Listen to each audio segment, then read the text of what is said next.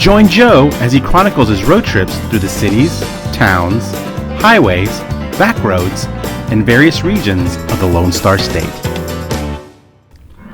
This is Texas Chronicles with Joe Perez. My adventure takes me to the Hotel Galvez on Galveston Island. The Hotel Galvez is considered by paranormal investigators to be one of the most haunted hotels in America.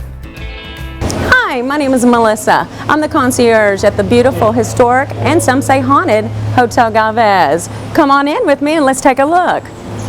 Thanks, guys. Galveston has been the site of many epic events: pirates, fires, and hurricanes. The hurricane that caused the most tragedy and death in Galveston was the 1900 storm. The 1900 storm remains the deadliest natural disaster in U.S. history. Winds were estimated up to 140 miles an hour, and a storm surge of 15.7 feet. After the storm, an estimated 6,000 to 8,000 people died, and 3,600 buildings were completely destroyed. After the storm, Galveston constructed a seawall. In fact, the Hotel Galvez is a testament to the leaders of Galveston and a symbol of the island's recovery following the storm. At the time of the hurricane, Galveston was a thriving port city with a population of 37,788 people. Following the devastation of the 1900 storm, a group of businessmen pooled resources and raised $1 million to build the Hotel Galvez. When the Hotel Galvez opened in 1911, Galveston had just finished building its 17-foot seawall to protect the island and its people. The causeway had just been completed, now connecting Galveston to the mainland. All of those accomplishments were part of the island's recovery following the 1900 storm. The Hotel Galvez opened on June 10, 1911 at 6 p.m. and was immediately proclaimed the Queen of the Gulf. Within a year of opening, it was deemed the best arranged and most richly furnished seaside hotel in America by Hotel Monthly. When the hotel opened in 1911, it had 275 guest rooms with a room rate at $2 a day. The hotel boasted modern saving tools such as a potato peeler, an ice machine, and a dishwasher. The hotel served as a temporary White House for the staff of President Franklin D. Roosevelt during a 10-day offshore fishing trip, and was a site for his first meeting with newly elected Congressman and future President Lyndon B. Johnson. In the early 1920s, families across the country began flocking to Galveston's beachfront hotel. Moving into the Hotel Galvez for the summer was a common trend among wealthy families, many of whom spent from 6 weeks to 6 months in the hotel, paying $2 a day for luxurious accommodations.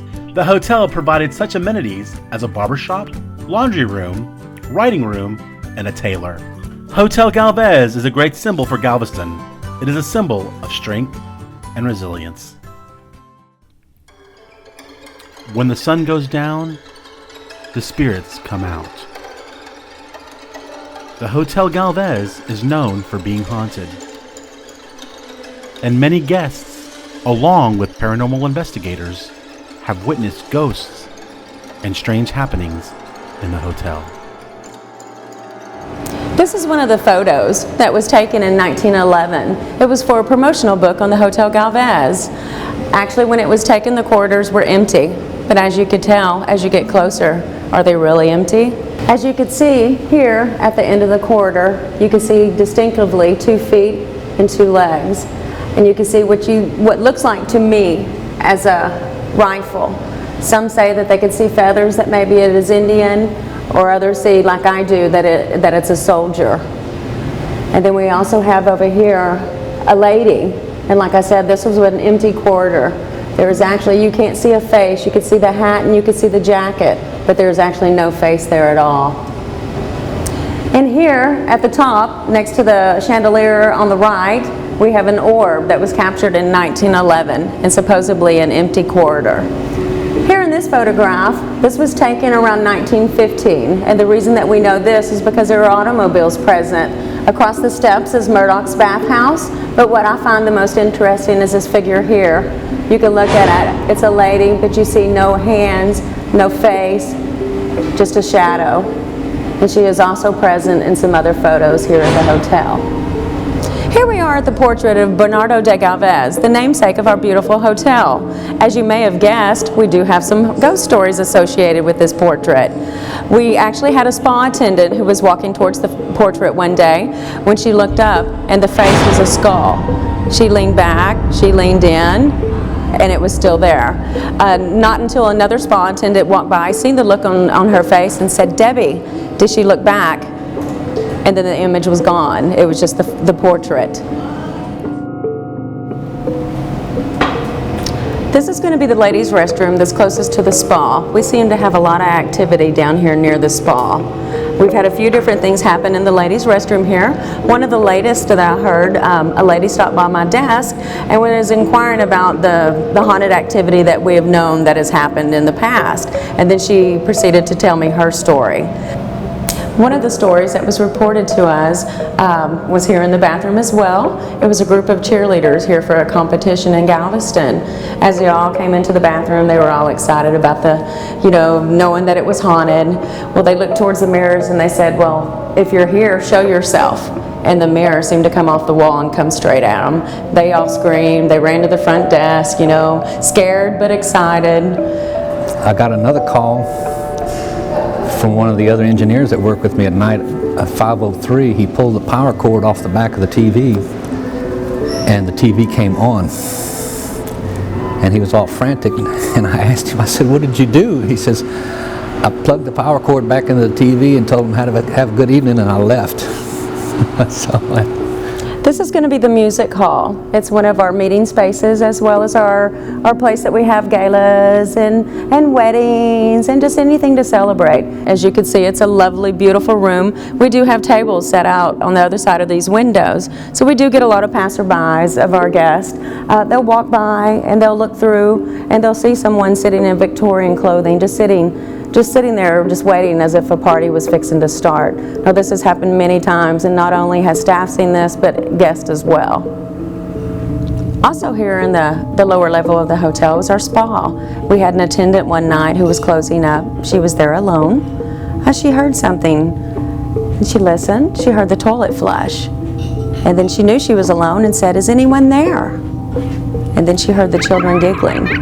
She knew she wasn't alone. Behind this door, 501, many guests have seen a lady in white. Very strange occurrences have happened behind this door. Local legend has it that in the mid-50s there was a woman named Audra and her fiance who was a mariner who sailed out of the port of Galveston. When he would sail out of the port, she would stay here in 501 and anxiously await his return. When it was time for Audra's fiance to come back, she would take the elevator up to the 8th floor.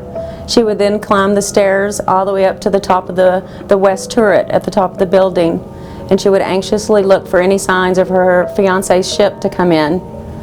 Well, after days and days of doing this in a terrible storm, news got back to her that the ship went down and all hands on deck were lost. And still in her despair, she didn't give up hope. She still went up every night, every evening, every day to look for her lover's return. And then in the end, she did give up.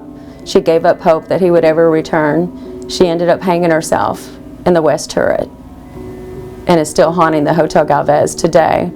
But that's not the end of this tragic story. But days later, as her fiancé returned and was looking for his bride-to-be, he soon realized that wedding was never to happen. And since then, strange occurrences have happened in 501 and surrounding rooms here at the Hotel Galvez. We believe that she is one of our longtime residents, not in the human form, but that of spirit form.